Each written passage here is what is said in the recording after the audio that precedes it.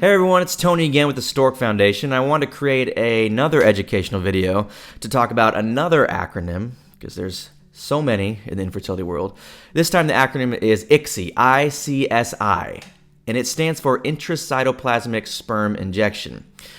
And what that is kind of what the name implies, is the embryologist can take a specific sperm, one specific sperm, and inject it directly into the cytoplasm of the egg, of the oocyte.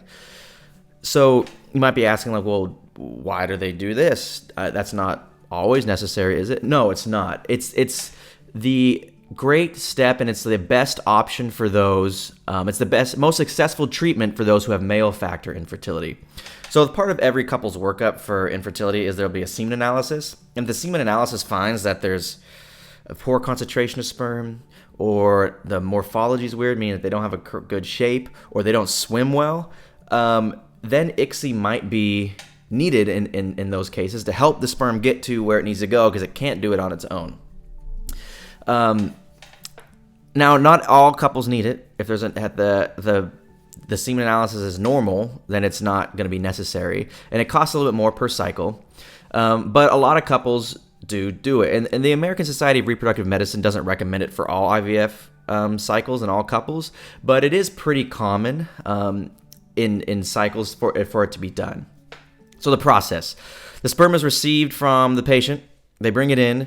They spin the sample down, so they concentrate the sperm, and the embryologist will look under a microscope and try to find a normal, healthy-looking, swimming sperm. And they look for healthy-looking nuclear features, meaning that the DNA at the head of the sperm looks healthy and looks like it could create a healthy embryo. And they place the sperm in a media that actually slows it down, because they're fast and they're microscopic, so they have to slow them down, almost freeze them, so that they can extract one.